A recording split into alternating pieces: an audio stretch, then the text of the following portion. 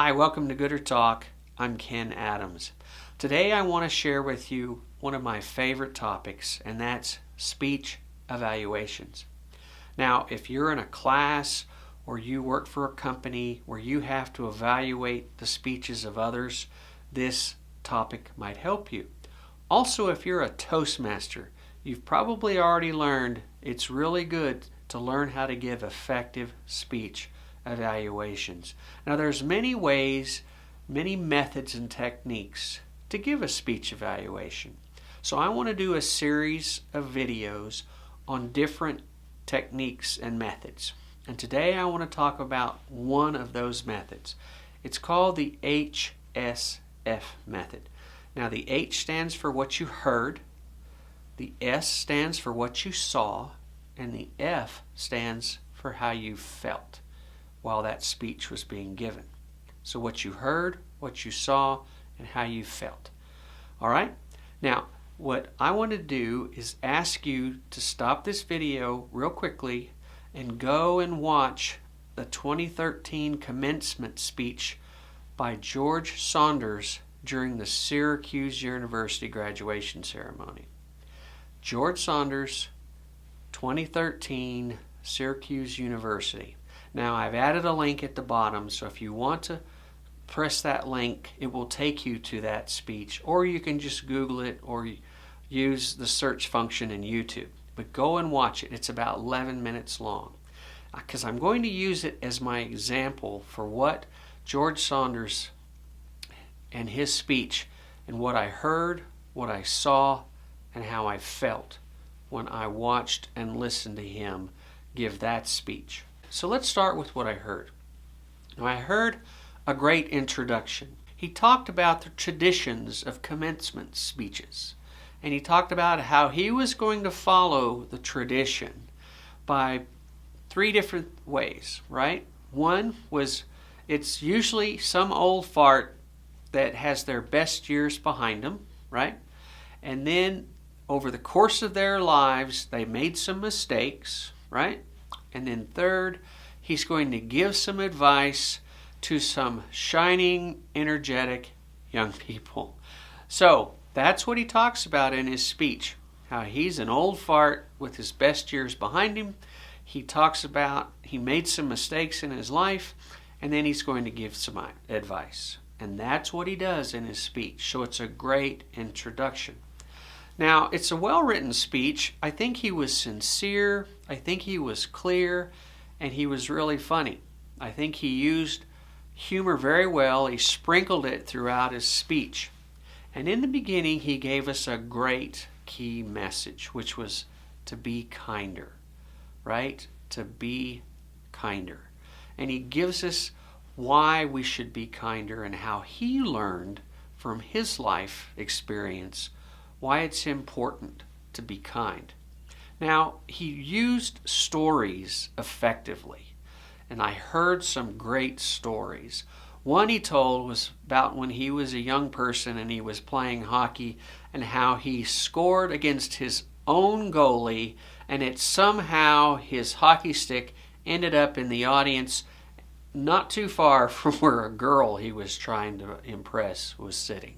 So it was kind of a funny little story.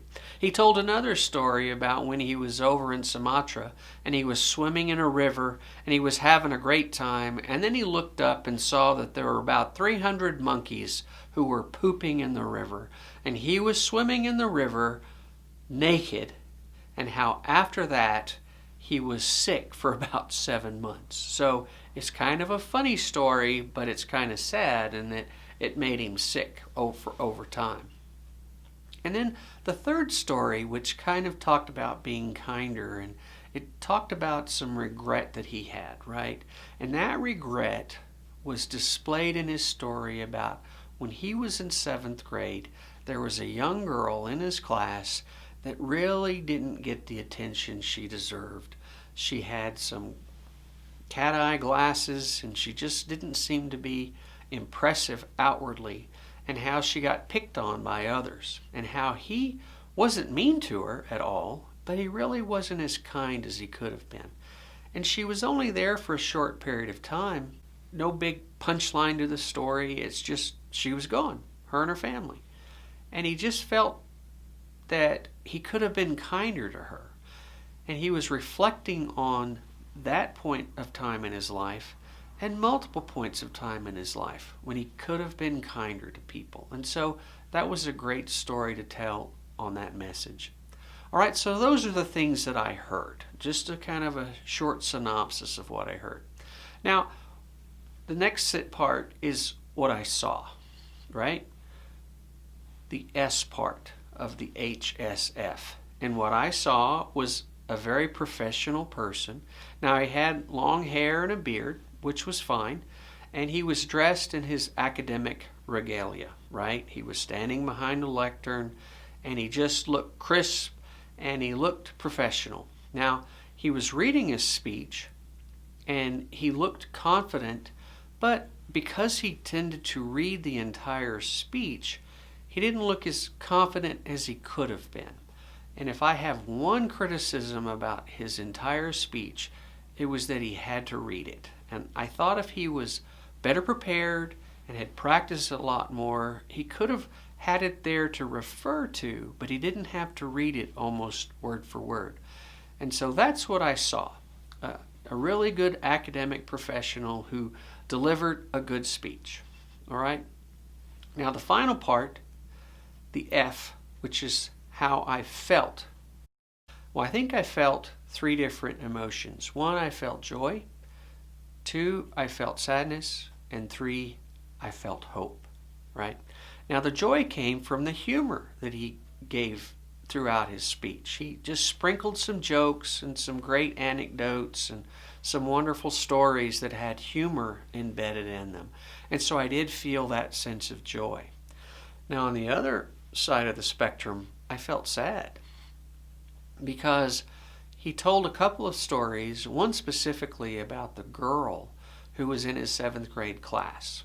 And he really described how he imagined she felt when she was in class and when she would go home. And he imagined conversations with her mother that she would probably tell a fib about how she felt better about her day than she really did. And that was kind of sad to me because, one, we all go through sad times in our life when we don't think we're treated fairly, that our friends or we don't have friends and we aren't treated as well as some of us deserve or that we all deserve. And so there was a little sadness there. And I could look back and reflect on my life in times where maybe I wasn't as nice to someone as I should have been. I could have been friendlier, and I could have, given them a better experience if I had tried to be more kind to them. Finally, I felt a sense of hope. And I think he gave us that sense of hope by sharing how we could be kinder. And not only could we be kinder, that it's never too late to be kind, right? That we can start today. Now, even at my age, I can start today. It's not too late. I can be kinder to people. And that's something that we can all do. It's not like that's impossible. We can all strive to be a little bit more kind to people that we interact with, whether that's your family, whether that's the people you work with, or whether that's with people you run into. Now, I don't know if I can fulfill that obligation because sometimes people kind of make you mad. And so I was in a Walmart when I was in California, and this lady in the line was just really, really rude. And it took an effort not to be mean to her. And I wasn't kind, but in any way. And when I reflect back, I could have acted a little bit better to her, but I kind of felt attacked, and so I responded in kind. And, thinking back, I shouldn't have done that, but now in the future, I think that I have an opportunity that now I can think it through a little bit better. Maybe I can be kinder in the future. He also made me think about my past, and he made me reflect on what are the things that I might regret in my life. And if I have those regrets, I still have an opportunity to maybe do something about it. Now, there's some things you just can't change if it happened years and years ago. But if it's something that we're still doing, or if it's something that we can act upon, then maybe we can overcome that regret by doing something better today. And so that is another piece of his story that he shared. All right, I want to talk about the final piece, and that's how I felt. I already talked about what I heard and what I saw. Now I want to share with how I felt. Now, he made me feel three main emotions. One was joy. He sprinkled humor throughout his speech. Two, he made me feel sad because he told a great story about a 7th grade girl in his class and how he regretted not being kinder to her. And he imagined what her experience was like, and he was able to put himself in her shoes and imagine maybe some conversations that she might have had with her mother that probably weren't fully truthful. And that just kind of made me sad, and I had to reflect on my life when there were times that I could have been kinder. But he finally helped me feel a sense of hope, because he made it sound like it's not too late. We can all be kinder. That's something we can all do. We can be kinder to others. Now, we can't look back at other regrets in our life and overcome some of them because it's too late. You know, if you wanted to say something to someone who's now passed on, then it might be a little too late. But at least in this case, we have that sense of hope that we can make a change in our own personal lives and we can be kinder. And I think that was the point of his speech. And I think he did a great job with that. That's the H.S.F. speech evaluation technique. What you heard, what you saw, and how you felt during someone's speech. It's a simple way to give a great speech evaluation. You've got those 3 areas that you can focus on. You don't have to do anything extraneous. It's what did you hear? What did you see? And how did they make you feel? And I think you can give a great speech evaluation. Now, this example is a little bit longer than you would normally want to do it. Usually a Toastmasters speech evaluation is 2 to 3 minutes, so you would want to condense kind of the things that I've talked about today. But if you have a little bit more time and you want to give a more in-depth speech evaluation, you can do that as well. All right, well, that's the H.S.F. speech evaluation method. I hope you've learned a few things. I hope you can apply this to one of your speech evaluations in the near future. And if you have learned something, I hope you'll hit the subscribe button and also give me a thumbs up. I hope you'll also come back to my YouTube channel and watch some other speech evaluation techniques that I plan to share with you and anyone else who wants to watch in the future. Well, thanks for coming by and watching Gooder Talk. Have a great day.